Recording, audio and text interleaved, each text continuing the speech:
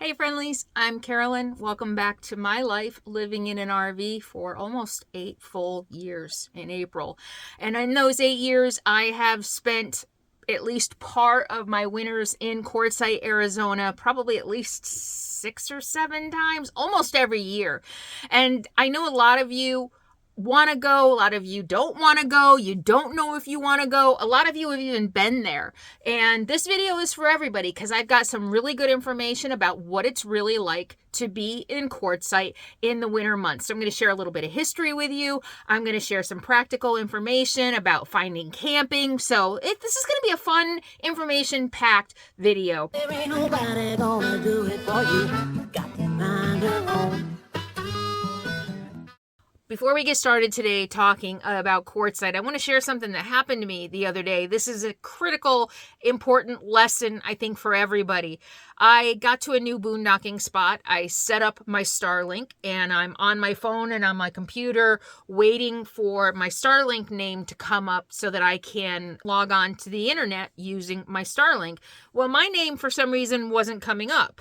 But what was coming up is Starlink. Starlink was showing up as a Wi-Fi connection option. Now, sometimes your Wi-Fi will reboot and it'll erase your password and your name that you set up on your service, and it'll just come up as Starlink. And I was like, okay, that's really weird. Maybe it was a software update or something, and it's just coming up as Starlink, not as my name. So I went ahead and logged on to it, and it'll let me.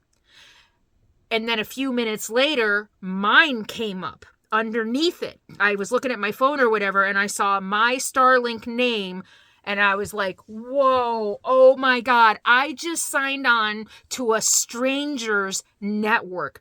Thank God I was using Surfshark. And that's why I am really happy to be sponsored by Surfshark in this video so that I can bring you a level of safety that I think everybody needs on their computer.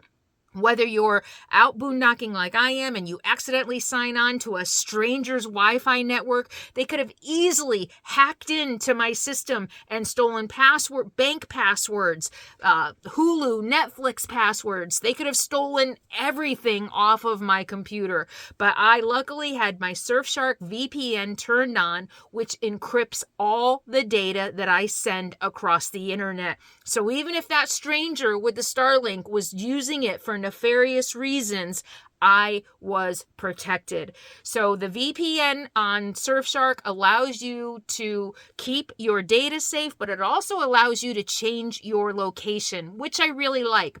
Because whether you realize it or not, all of the activity you do online, from browsing to sending email, has a location tag in it so that people can, with a little bit of effort, find out a general location, like within a tower of where you are. But with Surfshark VPN, you can change your address pretty consistently. You can even choose to use an address from outside the United States, which can come in really handy if you want to watch movies or find content that isn't available in the US.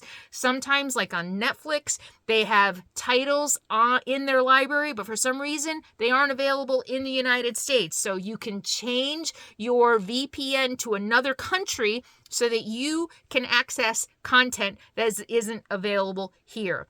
And if you're going to be traveling, I went to Greece years ago before I hit the road, and I was logging onto my Netflix account trying to watch movies, and it wouldn't let me because I was outside the United States. If I had Surfshark back then, all I would have had to do is change my VPN to the United States, and I would have been able to watch my Netflix. And now for the holidays, Surfshark is offering my viewers a very special deal. Sign up now, and you're going to get up to 6 extra months for free. 6 extra months for free, for peace of mind, knowing that your data is safe. And if you, I'm the one out here teaching you all how to stay safe on the road, and I fell for that.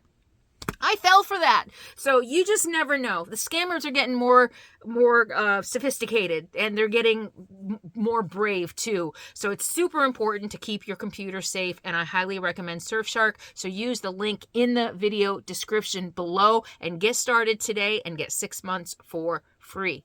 Let's go to Quartzsite. So first of all, in case you don't know, Quartzsite, Arizona is the southwestern corner of Arizona, really close to the California border. I-10 runs right through it, and it's been a spot for RVers and campers and snowbirds and retirees for decades, for a very, very, very long time. And it is a small town. It's only 36.3 square miles, or 94 square kilometers, so it's not very big. And they call themselves the boondocking capital of the world because it has been a destination, probably because it's easy on and off of I-10. I-10 goes right through it. So it's been the boondocking capital of the world for a long time. And also because there's a ton of BLM, which is Bureau of Land Management. Let me dive into some definitions of some of the terms I'm going to use in this video, just in case you're new and you don't know.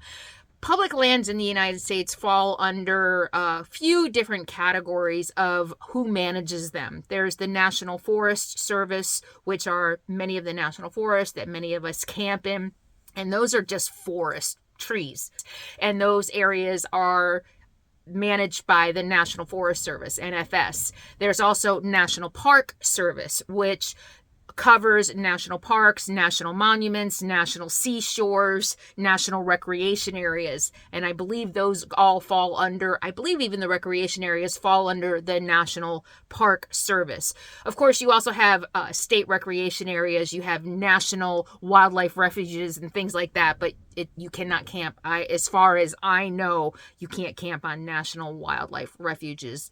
Sometimes you can in state wildlife management areas, but federal wildlife management areas are there to preserve wildlife, and I've never seen one that you can camp in all my travels over 8 years in all 50 states. Well, almost all 50 states. I've been to all 50 states, but not in my RV. Anyway, there's still a couple I have to do in my RV. Anyway, and then there's the BLM, which is Bureau of Land Management, and that's what you see all over the Southwest, and actually all over the West, but mostly the Southwest. And I look at it as land nobody else wants. The Bureau of Land Management manages it. Of course, there is grazing on it. Farmers are allowed to lease the land also in national forests. I looked it up a few years ago. It's like $1.30 a head. Don't quote me on that. It was $1 something per head of cattle per month that ranchers can buy cattle, put it on public lands, wreck the public lands. But there is also open grazing sometimes on Bureau of Land Management. So Bureau of Land Management is what you find all over Quartzsite, Arizona. A ton of desert, vast, wide open desert managed by the Bureau of Land Management. Much of that is free, and usually every area can have different regulations, but usually in Bureau of Land Management areas, you can camp for 14 days for free, but you want to check locally where you're going. In Quartzsite, the population of Quartzsite normally is about 2,400.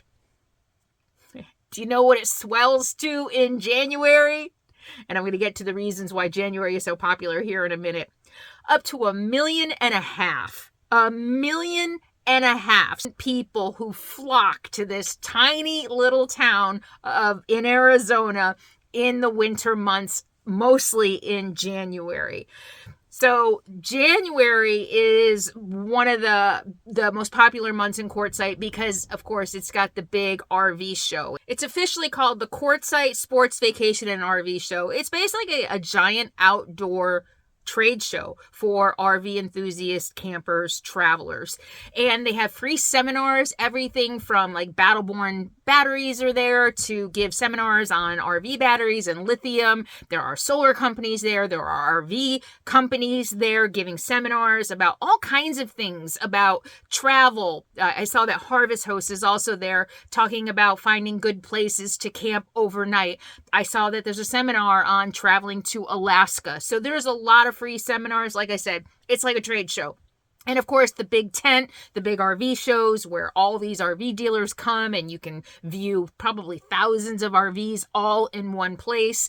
And then there is the big tent, which is like a open air flea market, and there's a ton of vendors. You can find probably anything you want, tools and food and anything you want for outdoors and RV living. The big show, the big RV show this year is running from January 20th to the 28th in 2024. So it's usually around the same time at the end of January, and millions of people flock to Quartzsite for that event.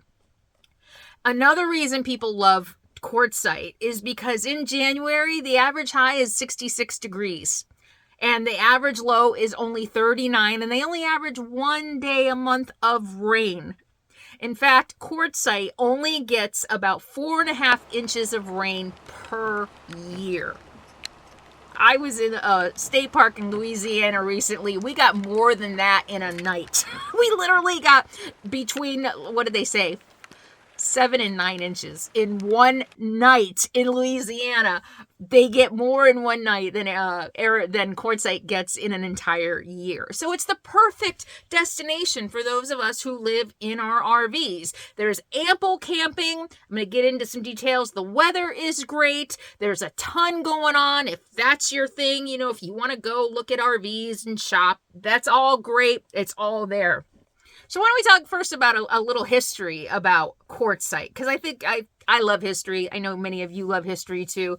So where Quartzsite is now located was from 1863 to the 1880s, a site of a water hole and later a stage station called Tyson's Wells along the La Paz-Wickenburg Road on Tyson Wash in what was then Yuma County in the newly created Arizona Territory. It was about 20 miles from the Colorado River steamboat landing of La Paz and 25 miles from the landing of Ehrenberg from about 1866. And anybody who's ever been to Ehrenberg, you know that you can drive down a road, there's like a frontage road, and you end up right on the edge of the Colorado River, and that's probably where the steamboat landing was back in the day that put this place on the map. And also in the valley around Tyson's Wells were places known to have been successfully worked by individual prospectors since the beginning of the Colorado River gold rush in the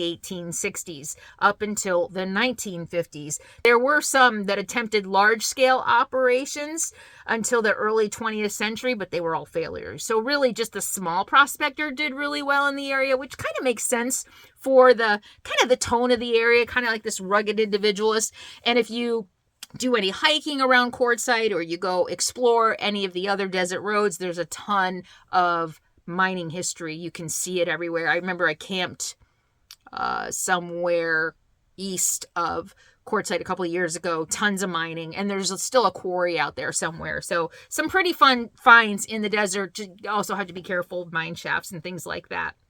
And here's a fun fact about Quartzsite, really fun fact. Writer Anais Nin entered into a bigamist marriage with actor Rupert Pohl in Quartzsite on March 17th, 1955. Anybody here ever read Anais Nin?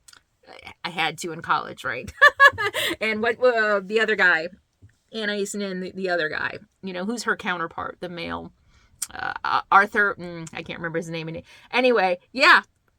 So Anais Nin was in Quartzsite, Arizona. Who would have thunk? And actor Jack Kelly and actress May Wynn married in Quartzsite on October 14th, 1956. So I guess in the 50s, Quartzsite was quite the destination for weddings, even bigamist weddings. So there's also the High Jolly. Everybody knows the High Jolly. There's a monument there. There's a camping area around High Jolly on BLM land. And High Jolly the monument is there because Quartzsite is the burial place of High Jolly, but his name was actually Haji Ali. It looks like Haji Ali. He was an Ottoman citizen of Greek Syrian parentage who took part in the experimental U.S. Camel Corps. And in case you don't know what the U.S. Camel Corps is, I learned about this. I lived in Benicia, California for a while, and we had a whole installation, a camel barn and everything, because I think that was another area where they were training for camels in the military. But the United States Camel Corps was a mid-19th century experiment by the United States Army in using camels as pack animals in the United States southwestern areas Although the camels were hardy and well suited for travel throughout the region, the Army declined to adopt them for military use. The Civil War interfered with the experiment, which was eventually abandoned, and the animals were sold at auction. So this Haji Ali, was one of the people who took part in the experiment of using camels in the U.S. Army as pack animals. And he died and was buried in Quartzsite, and there is a monument there for him, and you can camp there. I've never seen it. You know me, I don't do what everybody else does. But the Haji Monument was added to the National Register of Historic Places in 2011. So what's up with all the camping? Like, is there really good camping in Quartzsite? That might be your next question. And is it all free? And because it's so crowded, is it hard to find? So let me answer those questions for you.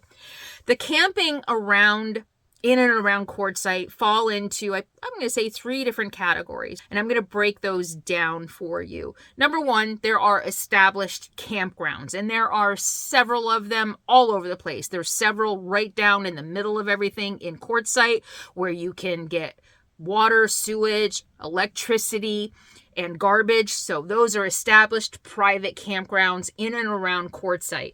Many in Quartzsite. Think even toward Blythe, California. There's a couple right on the river. Parker, Arizona, along the river there, and out toward Lake Havasu. There are a ton of established campgrounds. Actually, I even walked around a really pretty one on the river last year out near Parker, Arizona. And I think it was they weren't $100 a night. I don't remember.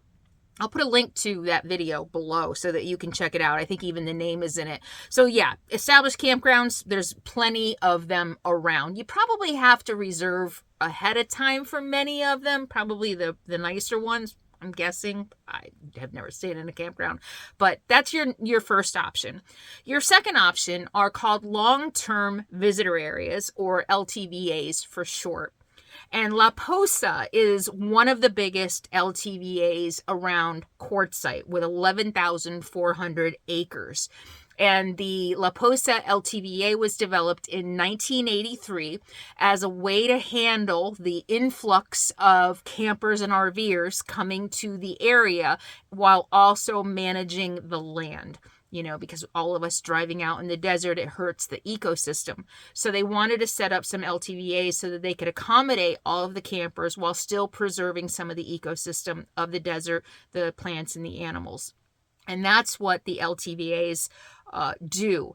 The beauty, and like I said, La Posa is the largest. I think there's a few others, but La Posa offers 9 different camping options. 5 of them are free. You can go camp for 2 weeks, absolutely free within the La Posa area, but you do have to get a permit.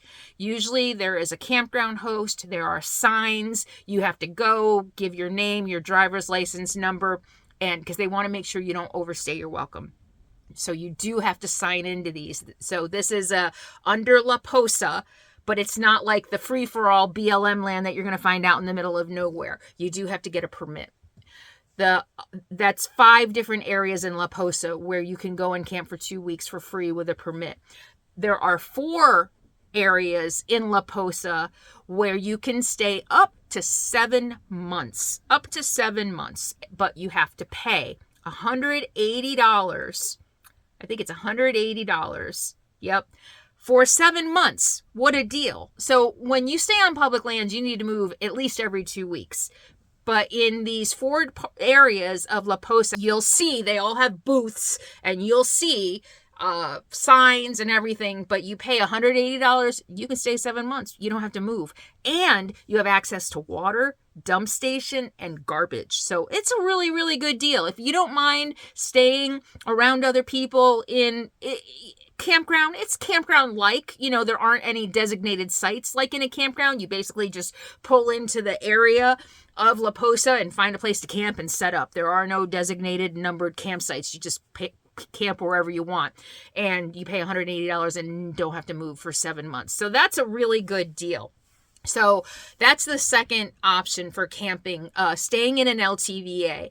The third option is BLM Land. And you kind of have to go outside of Quartzsite proper to get real BLM Land, where you don't have to stop and get a permit, where you can just drive for miles down a desert road. Those areas do exist within an hour of Quartzsite. Go out and do some driving around. I'm not going to give away my secret spots, but I have a few secret spots where I can go. I can get away from the crowds. I mean, it's kind of hard to go somewhere where you don't see anybody, but you can definitely find places, BLM, where you can get away from the crowds. There's also Kofa Wildlife Sanctuary. There is boondocking out there.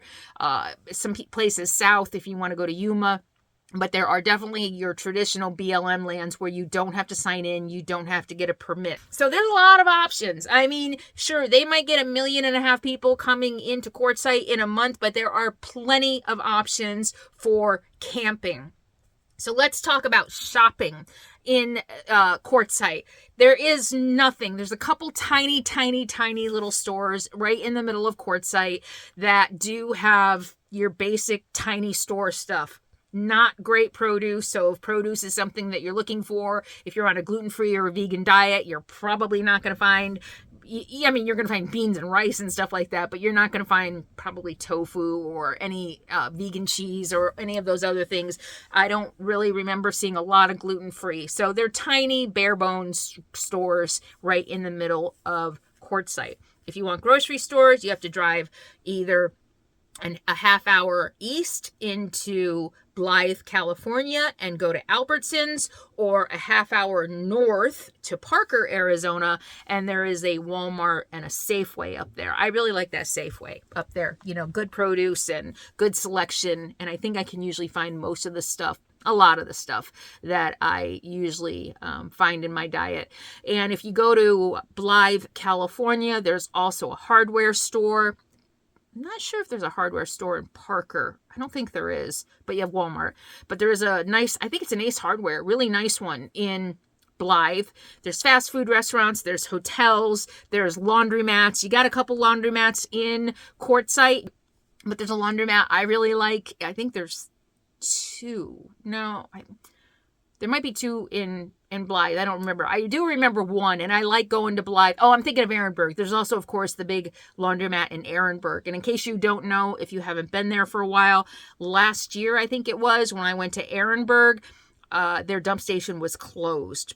A lot of us relied on their dump station and water, and it was closed. But they also offer mail services in Ehrenberg, that little spot in Ehrenberg, at the laundromat. But I like the laundromat in Blythe because it's out of the way, it's quiet, you don't have all the Quartzsite people in there, and it's just kind of nice to go out there and get away from the crowds.